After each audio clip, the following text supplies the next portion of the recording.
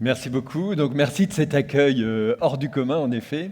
Merci pour cette invitation. Je suis très heureux, en effet, de pouvoir présenter un certain nombre de recherches que j'ai effectuées sur la question de l'amiante. Donc, moi, je travaille sur globalement la question des risques sanitaires et environnementaux. Et j'ai travaillé, moi, dès le début de ma carrière universitaire. Donc, comme ça a été dit, je suis professeur de sociologie aujourd'hui. Et donc, j'ai travaillé depuis le début de ma carrière universitaire sur la question des risques et j'ai commencé à travailler sur la question de l'amiante tel qu'il a été pris en charge justement en France. Vous le savez, alors on va y revenir, je vais le présenter un moment ici. Il y a eu une grosse crise de l'amiante au milieu des années 90 en France qui a conduit à l'interdiction de l'amiante et donc ça a été ma première entrée dans le travail scientifique. Donc, je vais retracer avec vous, en fait, retracer ce qui se passe ici autour de la question de l'amiante dans une histoire plus longue, essayer de se placer dans une perspective avec un peu de recul historique, et une histoire transnationale, où en tout cas, je vais faire dialoguer la situation en France et la situation au Québec, qui sont différentes, mais où en même temps, je pense que les unes peuvent s'éclairer l'une de l'autre. Donc, une histoire longue à la fois de l'usage de l'amiante. Donc ici aussi la question de l'extraction minière et des conséquences à long terme de l'extraction minière et donc l'histoire aussi d'un minéral aux multiples facettes. Alors on m'avait demandé, donc j'ai mis la couverture ici, il y a quelques années d'écrire une biographie, en fait l'ouvrage s'appelait Biographie des matériaux et donc on était un certain nombre d'auteurs à écrire des biographies de matières premières, donc il y avait un chapitre sur le plomb, sur l'uranium, et donc moi j'étais en charge du chapitre sur l'amiante. Et ce que j'ai développé, ce sur quoi je vais revenir aujourd'hui, c'est que il me semble que l'histoire de l'amiante, elle est emblématique de toute une série de frontières. Alors, la frontière entre connaissance et ignorance, on va y revenir. Comment se produisent les connaissances sur les dangers notamment d'un minéral comme l'amiante, mais comment aussi se produisent des formes d'ignorance.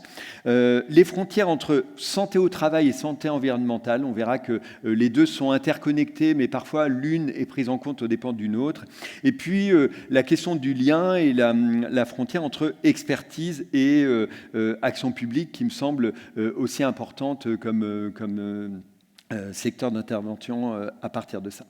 Donc, rapidement, vous le savez tous, mais on va passer de ce que en Angleterre, aux États-Unis, on appelait le magic mineral, vous parliez d'or blanc ici, jusque les poussières tueuses, hein, qui est aussi ce qui nous concerne aujourd'hui. Donc, on sait que l'amiante, donc c'est un matériel avec des qualités extrêmement importantes, qualité d'isolation, utilisé dans le flocage, dans les bâtiments, protection contre le feu, à la fois dans les bâtiments, dans les bateaux, dans les chantiers navals, mais aussi justement avec ce mélange de souplesse et de solidité dans le tissage des uniformes de pompiers pour lutter contre le feu, etc.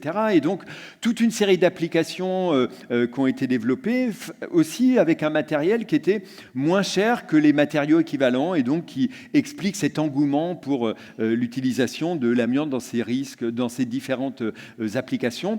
Et puis progressivement, donc on a pris en compte justement la question des risques liés à la dispersion donc dans l'air de ces poussières microscopiques d'amiante qui sont inhalées et qui provoquent des maladies.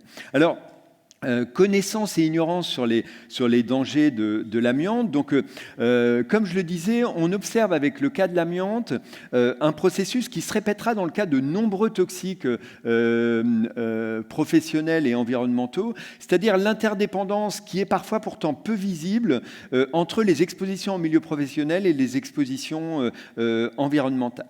Et de façon assez classique, en fait, pour les produits chimiques ou les produits dangereux, en fait, ce sont les alertes issues du milieu professionnel qui permettent de confirmer le caractère dangereux du produit et donc d'alerter pour les professionnels évidemment, mais aussi pour l'ensemble de la population. Et donc, au début du XXe siècle, en France, il y a un inspecteur du travail en 1906 donc, qui fait un rapport sur une usine de tissage d'amiante dans lesquelles, justement, comme on avait au début du XXe siècle, on avait des atmosphères extrêmement empoussiérées. Et donc, il alerte sur une épidémie d'asbestose, on dit en France, mais amiantose ici, parmi les tisseuses qui intervenaient sur l'amiante. Donc, premières alertes autour de l'amiantose au début du XXe siècle. Et puis, à partir de 1930, progressivement jusqu'en 1960, la confirmation du caractère cancérogène de l'amiante, alerte sur le cancer du poumon dès les années 30-40, et puis le mésothéliome, donc le cancer signature de l'amiante, qui est essentiellement produit par des expositions à l'amiante, à partir de 1950-1960. Donc tous ces travaux-là en épidémiologie qui ont permis de confirmer le caractère cancérogène de l'amiante, à nouveau, c'est des travaux qui sont faits auprès de mineurs canadiens, sud-africains, ou de travailleurs d'usines de transformation d'amiante dans le textile, dans le domaine de l'amiante ciment, et puis parmi les travailleurs de l'isolation, comme la grande enquête de Selikoff aux États-Unis. Et donc, les travailleurs sont vraiment en première ligne, les sentinelles un peu des risques sanitaires et environnementaux, mais des sentinelles qui sont parfois un peu oubliées. On va y revenir. Donc, connaissance et ignorance sur les dangers de l'amiante, c'est aussi 1977, une date qu'on peut prendre, donc 73 et 77, il y a 2 années où le Centre international de recherche sur le cancer, donc qui est une agence qui dépend de l'Organisation mondiale de la santé, classe l'amiante comme cancérogène certain pour l'homme. Donc quand le CIRC, le Centre international de recherche sur le cancer, classe un produit comme cancérogène certain, c'est qu'on a des preuves épidémiologiques, donc sur l'homme, des effets de l'amiante sur la santé publique et sur la production de cancer, donc cancer du poumon et mésothéliome. Et donc, à partir de ce moment-là, on va y revenir, il n'y a plus de débat parmi les épidémiologistes sur le caractère cancérogène de l'amiante, mais ça va générer justement toute une série de conflits autour des dangers de l'amiante qui vont se centrer à la fois ici, alors moi je connais moins le contexte québécois, mais dans cette grève de 1975 à Thetford Mines, et puis des mobilisations qui vont être assez importantes dans le prolongement en fait des mobilisations de mai 68 en France, donc mobilisation autour du collectif Jussieu en France, mais qui vont se centrer en fait sur la dénonciation des maladies professionnelles liées à l'amiante. C'est-à-dire l'enjeu dans les années 70, c'est vraiment que l'amiante est représentative justement du développement des sociétés capitalistes, libérales et qui génèrent justement des maladies chez les ouvriers exposés à des très fortes doses dans ces périodes-là. Donc on a des très faibles protections des travailleurs et donc une mobilisation donc, qui pointe le regard vers les expositions professionnelles. Et un des résultats à la fois de cette grève de 75 au Québec, mais aussi en France, ça va être des réglementations de l'utilisation de l'amiante en milieu de travail. Notamment on va mettre en place, et je vais y revenir, des valeurs limites d'exposition professionnelle, donc qui vont limiter les expositions. Alors, je crois qu'ici, c'est 5 fibres par centimètre cube en 75. En 76, c'est 2 fibres par centimètre cube en France, une nouvelle réglementation. Et on va rentrer justement dans cette période de compromis autour d'un usage que nous, on appelait usage contrôlé. Je crois qu'ici, vous utilisez plus le terme d'usage sécuritaire de l'amiante. Donc, un usage contrôlé de l'amiante, donc qui va marquer la période postérieure justement à cette fin des années 70. Et donc, c'est là où je reviens à la question que j'avais posée. Donc, en gros, on a une extraction de l'amiante donc, sur l'ensemble du XXe siècle. Donc, je vais y revenir. Si on reprend jusqu'à la période aujourd'hui, en fait, on peut estimer qu'il y a 250 millions de tonnes qui ont été extraites du sous-sol. Donc, ici au Québec, évidemment, au Brésil, en Afrique du Sud et en Russie. Et donc, je posais la question, donc, quelle est la proportion d'amiante qui a été extraite postérieurement au fait qu'on avait la connaissance du fait que l'amiante était un cancérogène, sans doute un des cancérogènes professionnels les plus dangereux. Et vous avez en effet raison, donc il y a 80% de l'amiante. Alors, je peux montrer la courbe là. 80% de l'amiante donc, qui a été utilisée après 1960. Donc la courbe, on voit la courbe d'utilisation de l'amiante. Donc on voit bien que en 1960, on est déjà à 2-3 millions de tonnes, mais il va y avoir une croissance extrêmement importante jusqu'au pic des années 80, où on va être à presque 5 millions de tonnes produites par an pendant cette période, et on voit un déclin simplement à partir des années 90. Alors, c'est une courbe qui date justement de la fin du XXe siècle, mais en gros, aujourd'hui, on est quand même, on reste assez stable autour d'une d'extraction d'amiante un petit peu en dessous de 2 millions de tonnes par an. Donc, on continue en fait à produire et à utiliser l'amiante donc dans de nombreux endroits dans le monde. Donc, je reviendrai sur cette idée, mais tout à l'heure en conclusion, mais il faut bien prendre compte de l'ampleur de la problématique. On est face aujourd'hui à 250 millions de tonnes d'amiante qui ont été extraites, donc purifiées, extraites du sol et qui sont présentes dans nos environnements, dans les bâtiments, etc. Donc, la question que j'aimerais un petit peu explorer avec vous, c'est comment comprendre justement cette absence de prise en compte des dangers de l'amiante.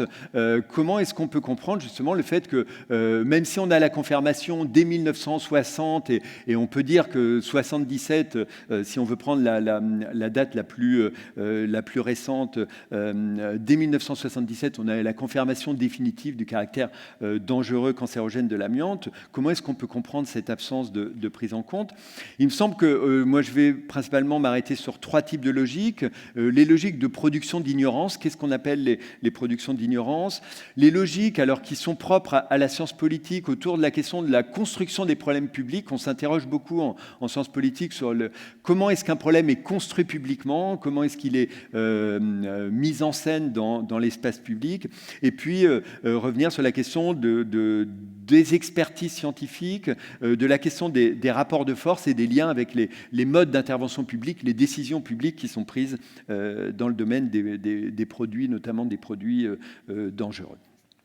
Donc, je vais d'abord parler des questions de logique de production d'ignorance.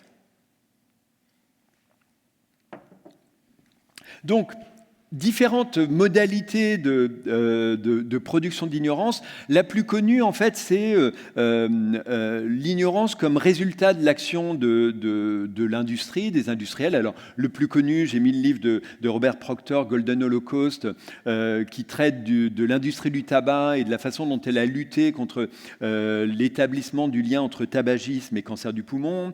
On a l'exemple de l'industrie du pétrole aussi pour lutter contre l'origine humaine du réchauffement climatique. Et on a de très nombreux exemples aussi dans le domaine de santé environnementale, santé-travail, avec les travaux de David Rosner et Gerald Markovitch, qui sont des historiens new-yorkais qui ont travaillé sur le plomb, la silice, le chlorure de vinyle. Et puis, dans l'ouvrage de Défendre l'indéfendable, donc un ouvrage d'un historien anglais et d'un historien sud-africain sur la question de l'amiante. Alors, comment est-ce que ça marche, la logique de production d'ignorance? En fait, plus que de l'ignorance, on produit du doute, des controverses.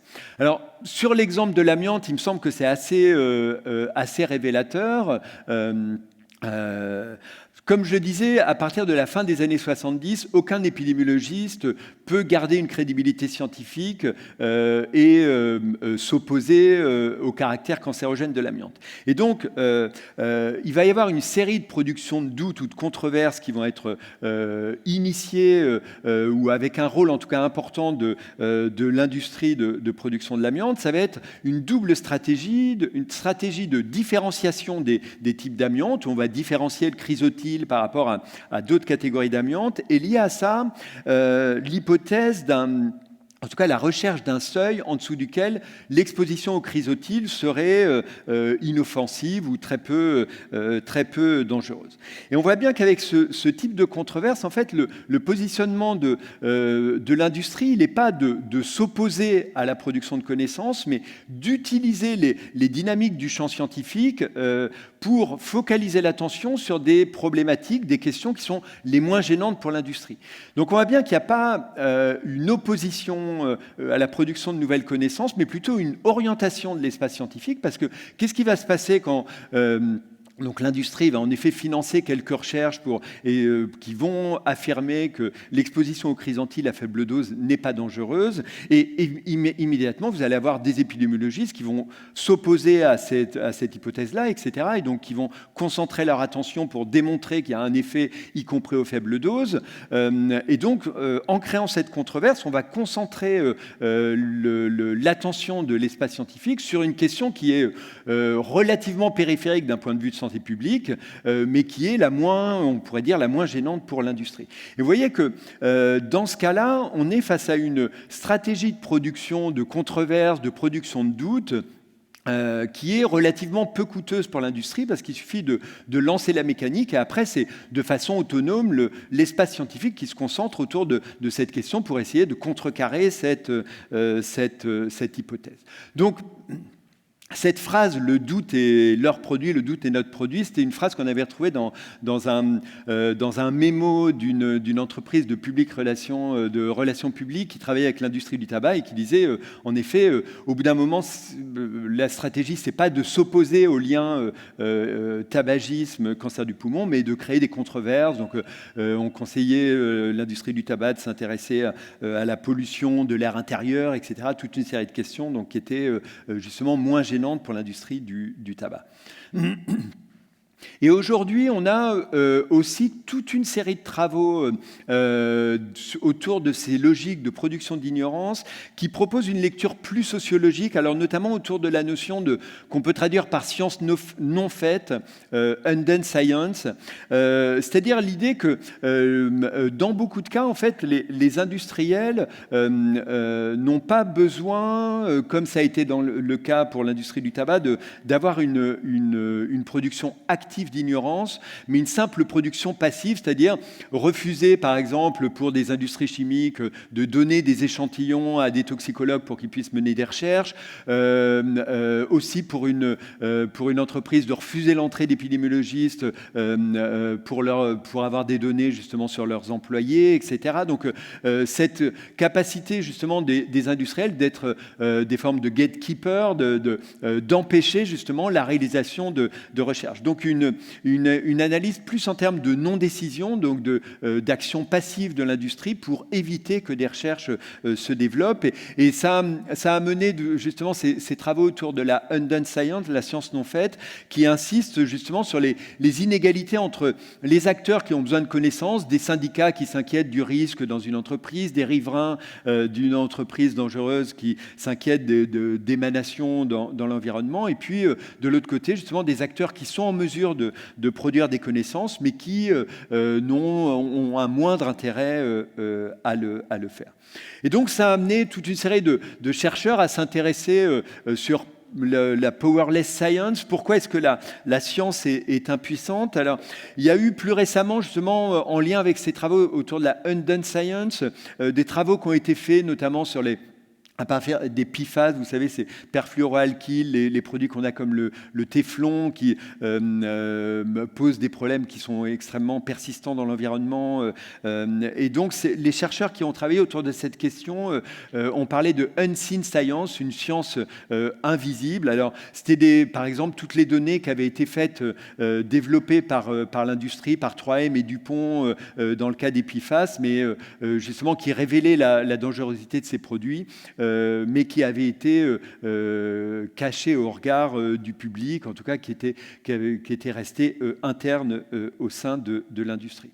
Donc, Mais la science, elle est aussi impuissante. Donc, il y a évidemment ces logiques de garder des données par-devers soi, mais elle est aussi impuissante en lien justement avec ces logiques de construction des problèmes publics. Et donc, moi, c'est un des domaines sur lesquels j'ai beaucoup travaillé justement dans le prolongement des questions liées à l'amiante. C'est la question de la publicité faite à certains problèmes et au contraire le confinement, la discrétion qui est laissée à un certain nombre de ces questions. Et donc, la régulation de l'amiante me paraît justement assez caractéristique d'une situation de non-circulation ou parfois d'imperméabilité entre des espaces scientifiques dans lesquels pouvait circuler la confirmation de la dangerosité de l'amiante, mais aussi des controverses autour des faibles doses notamment, et les espaces de régulation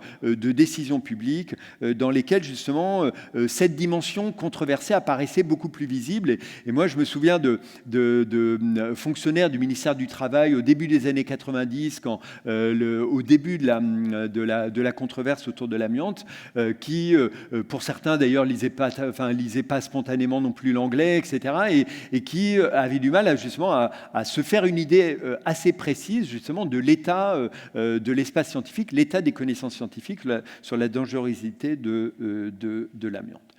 Donc, peut-être s'intéresser maintenant justement à la question des frontières mouvantes du problème public de l'amiante tel qu'il est débattu, exposé dans l'espace public. Comme je le disais là quand je parlais tout à l'heure des grèves des années 70 ou des mobilisations importantes en France, en fait, à partir de la fin des années 70, en fait, l'amiante est définie dans l'espace public. Alors, les problématiques sont sans doute un peu différentes avec la dimension de l'amiante comme problème national ici au Québec, mais en France, l'amiante est définie essentiellement comme un problème de santé au travail et un problème qui devient relativement confiné justement dans des sphères de spécialistes. C'est-à-dire que moi, quand j'ai commencé à travailler sur la question de l'amiante a posteriori, j'ai fait un travail assez systématique de revue de presse depuis la fin des années 70 jusqu'au milieu des années 90.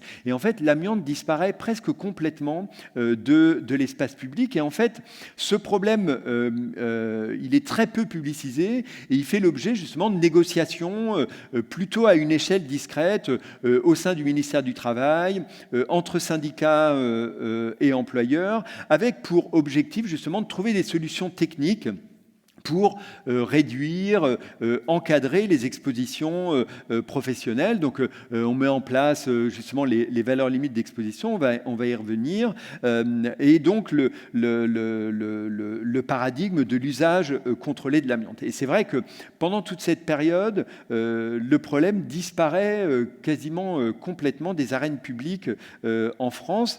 Alors, je disais, les valeurs limites jouent un rôle important. Je pense que c'est un instrument qui est un petit peu qui me semble assez emblématique justement de ce mode d'utilisation autour de l'usage contrôlé de l'amiante. Donc depuis 1970, les valeurs limites d'exposition professionnelle sont un outil, un instrument de régulation des risques professionnels qui s'est généralisé sur l'ensemble des toxiques professionnels. Dans le cas de l'amiante, pourtant, dès 1974, le Bureau international du travail alerte sur le fait que la valeur limite de 2 fibres par centimètre cube, qui est à ce moment-là adoptée par un nombre d'États extrêmement important, va protéger du risque de contracter l'amiantose, donc cette maladie qui est plutôt générée par des expositions à forte dose, mais ne fera que limiter le risque de cancer, ne fera pas disparaître le risque de cancer, parce que le risque de cancer, je pense que Michel Camus y reviendra, en fait, il est proportionnel à l'exposition, c'est-à-dire que même si vous baissez l'exposition, vous allez baisser le nombre de cancers dans la population, mais le risque de cancer va toujours persister. Donc, on peut dire que ces valeurs limites, en fait, elles ont une double face une double phase dans leurs conséquences, c'est-à-dire que à la fois elles vont en effet éviter les situations particulièrement dangereuses, donc les situations d'exposition à très forte dose, mais en même temps elles vont rendre moins visibles, voire dans certains cas légitimer justement des expositions qui vont être à plus faible dose, donc va avoir des effets plus diffus dans les populations et qui peuvent, dans de nombreux cas, justement, avoir aussi des effets, justement, très peu perceptibles, mais qui vont toucher des groupes moins privilégiés, notamment des catégories ouvrières, etc., qui vont être exposés à des plus fortes doses ou des ouvriers moins protégés, etc. Donc, les valeurs limites, c'est vraiment, je pense, l'instrument d'action publique qui est symbolique de cet usage contrôlé de l'amiante où on accepte justement un certain nombre de risques. Alors c'est lié aussi avec des primes de risque, des systèmes de réparation des maladies professionnelles qui existent, qui sont mis en place, mais on voit bien que c'est un système dans lequel on reconnaît justement générer un certain nombre de risques dans les populations touchées. Donc, ces définitions, elles ne sont pas non plus immuables dans le temps, et donc, suivant la modification de rapport de force, on peut avoir des redéfinitions des enjeux. Donc, le scandale de l'amiante, quand il éclate au milieu des années 90, donc il est lié à des mobilisations importantes de différentes associations, et notamment le collectif Jussieu, donc cette université, donc, qui est un des sites européens où l'amiante a été massivement utilisée dans la construction. Donc c'était une construction en métal avec une protection contre le feu par l'amiante, et donc il y a eu une forte mobilisation autour de ces questions-là. Et en fait, dans ce milieu des années 90, en fait, l'amiante est redéfinie non plus comme un problème de santé au travail, mais comme un problème justement de santé publique, un problème qui touche l'ensemble de la population. Et à ce moment-là, dans les médias, on insiste beaucoup sur l'amiante dans les bâtiments, l'amiante dans les écoles, le risque pour les enfants, etc. Donc on focalise l'attention sur un problème de santé publique qui touche l'ensemble de la population, avec un chiffre qui joue un peu le rôle de charnière. Donc c'est les associations qui construisent le chiffre à partir de l'extrapolation d'une étude épidémiologique qui a été faite au début en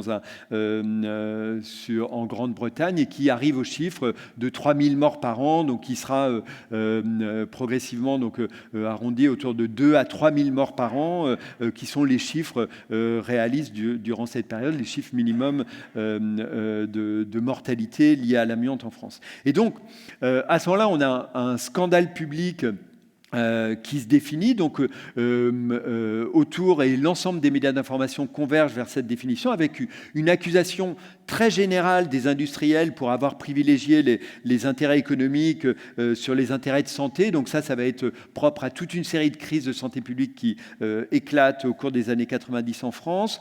Une accusation, on va dire, en creux des pouvoirs publics de ne pas être intervenus, de n'avoir rien fait, de ne pas avoir interdit l'amiante, etc.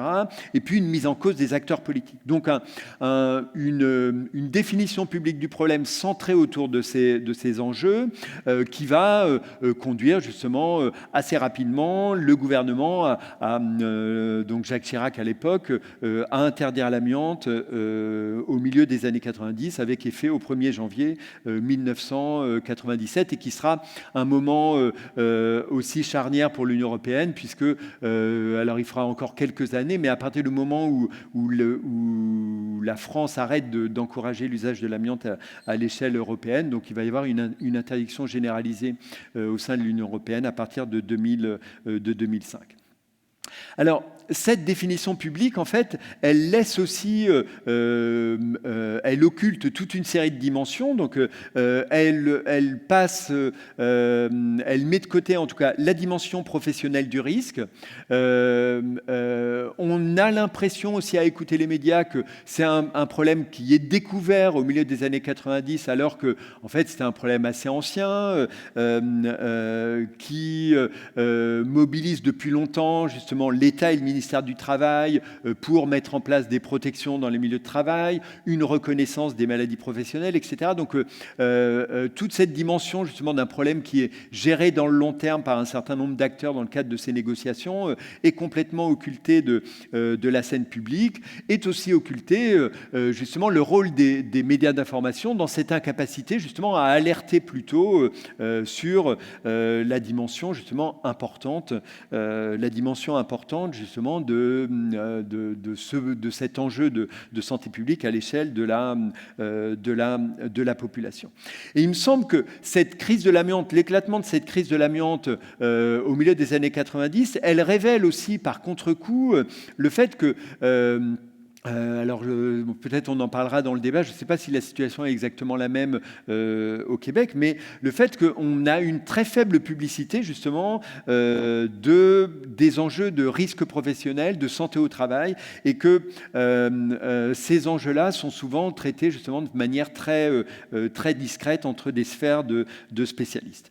Donc ce qui est frappant, je trouve, par rapport au recul qu'on a maintenant sur la crise de l'amiante, donc à maintenant presque une trentaine d'années en France, c'est que l'amiante en fait a été traité comme un risque à part et il n'y a eu aucun effet d'entraînement sur les autres cancérogènes professionnels. C'est-à-dire que depuis cette crise de l'amiante, en fait, on répare mieux en France, on indemnise mieux les cancers liés à l'amiante, mais on ne peut pas dire que ça a généré une meilleure reconnaissance des risques liés aux expositions aux poussières de bois, aux radiations ionisantes, au benzène, etc. Donc, un bilan assez mitigé de la crise de l'amiante quand on regarde à l'échelle de l'ensemble des toxiques professionnels. Alors peut-être pour conclure, parce que exactement, peut-être pour conclure, j'aimerais dire un mot sur un ouvrage sur lequel on est un certain nombre de chercheurs, on a été 7 chercheurs à travailler, qui s'appelle Résidus, où on essaye de penser globalement la question des environnements chimiques contaminés. Alors, on travaille plus spontanément sur les risques chimiques, mais il me semble que ce qu'on développe, en fait, est assez utile pour analyser un petit peu cette question des résidus miniers d'amiante. On a 3 grandes approches autour de la question des héritages. Des contaminations, le fait que on est face à des accumulations de produits toxiques. Je parlais des 250 millions de tonnes qui ont été extraites, purifiées et qui sont maintenant dans nos environnements. Et puis la question de l'appréhension de ces risques, c'est-à-dire que la question comment est-ce qu'on s'approprie justement des dangers qui sont invisibles, qui sont peu visibles et qu'il faut justement rendre visibles pour alerter les populations. Et juste, alors je ne vais pas avoir le temps de développer, mais juste on développe 5 caractéristiques de ces résidus et qui me semblent être utiles aussi pour comprendre un peu les résidus miniers d'amiante. Donc c'est le caractère irréversible, c'est-à-dire qu'en effet on est face à ces haldes de résidus miniers d'amiante et c'est vrai que à ce stade, on ne peut plus revenir en arrière. Donc la question, c'est comment est-ce qu'on se projette? Donc on est face à des risques qui sont devant nous, en fait, sur lesquels on ne peut plus revenir en arrière. Ils ont une matérialité, mais ici, il n'y a pas besoin de développer parce que la matérialité, elle est omniprésente. Mais sur certains risques, c'est plus difficile à mettre en évidence. Ils ont un caractère imprévisible. L'amiante, c'est vrai qu'on l'a extrait, mais maintenant, il est aussi dans les bâtiments, etc. Donc ça pousse à de nouveaux enjeux. En fait, le risque s'est complètement transformé. Ils sont difficilement gouvernables, en tout cas, on anticipe mal leur évolution dans différents milieux. Et puis, alors je sais que c'est un peu la question de la valorisation ici, mais ils ont en premier lieu une valeur négative, c'est-à-dire qu'est-ce qu'on fait des résidus qui n'ont a priori aucune valeur marchande et comment est-ce qu'on traite ces questions-là. Et voilà un peu des 5 clés de lecture qui me semblent aussi pouvoir être utiles dans le cas qui nous rassemble ici. Et je vous remercie de votre attention.